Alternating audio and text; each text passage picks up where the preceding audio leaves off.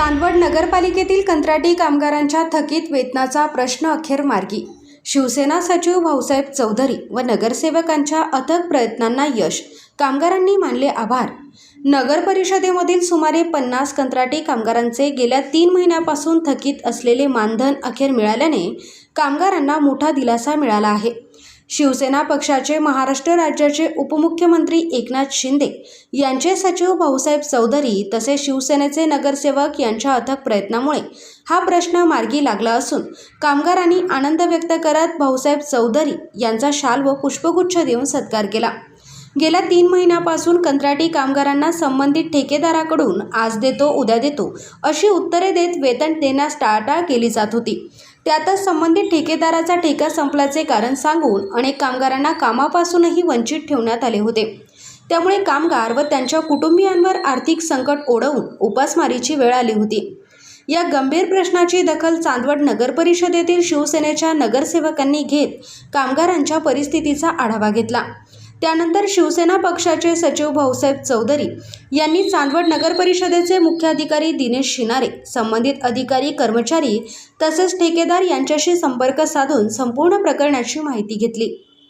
यावेळी भाऊसाहेब चौधरी यांनी संबंधितांना स्पष्ट शब्दात जाब विचारत कामगारांचे थकीत वेतन कधी देणार हे मला फक्त सांगा अशी भूमिका घेत कामगारांचे वेतन तातडीने देण्याबाबत पाठपुरावा केला। या पाठपुराव्याला अखेर यश आले असून आज संबंधित कंत्राटी कामगारांना त्यांचे थकीत मानधन देण्यात आले। वेतन मिळाल्याने कामगारांमध्ये आनंदाचे वातावरण निर्माण झाले। या निमित्ताने कंत्राटी सफाई कामगारांनी छत्रपती शिवाजी महाराज व भारतरत्न डॉक्टर बाबासाहेब आंबेडकर यांच्या पुतळ्यास पुष्पहार अर्पण करून अभिवादन केले। त्यानंतर आनंद उत्सव साजरा करत सर्व सफाई कामगारांनी भाऊसाहेब चौधरी यांचा शाल व पुष्पगुच्छ देऊन सत्कार केला व त्यांच्या सहकार्याबद्दल आभार मानले।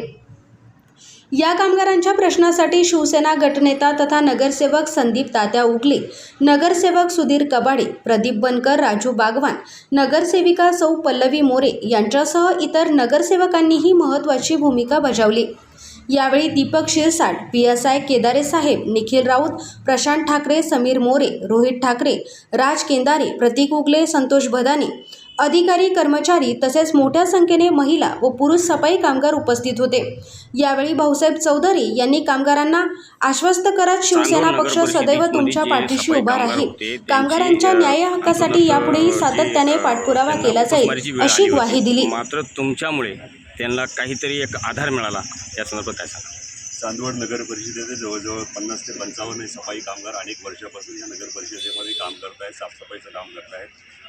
मागील काही वर्षापासून लक्षात आलं की किमान वेतन त्यांचं जे आहे त्या वेतनापेक्षा अर्धी रक्कमही त्यांना मिळत नव्हती आणि त्यामुळे त्यांनी जो काम केलं त्याचा मोबदला पूर्ण देण्याऐवजी अनेक त्रुटी त्यामध्ये होत्या। हा प्रश्न आमच्या नगरसेवकांनी त्या ठिकाणी सभागृहात उचलला।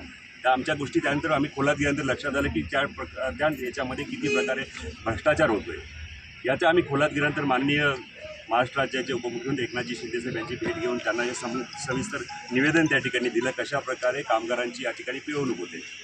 साहेबांनी लक्ष घातलं, त्या लक्ष घातल्यामुळे आज रोजी जे ह्या ठिकाणी कामगार आहेत 50 ते 55 कामगार यांचा पूर्ण रक्कम मागच्या 3 महिन्याची प्रत्येकी 20 ते 21 हजाराप्रमाणे 55 ते 60 हजार रुपये आज हे प्रत्येकाच्या खात्यामध्ये त्या ठिकाणी जमा होणार आहे। हे फक्त शक्य झालं शिवसेनेमुळे आणि महाराष्ट्र राज्याचे उपमुख्यमंत्री एकनाथजी शिंदे साहेब यांच्या सहकार्यामुळे।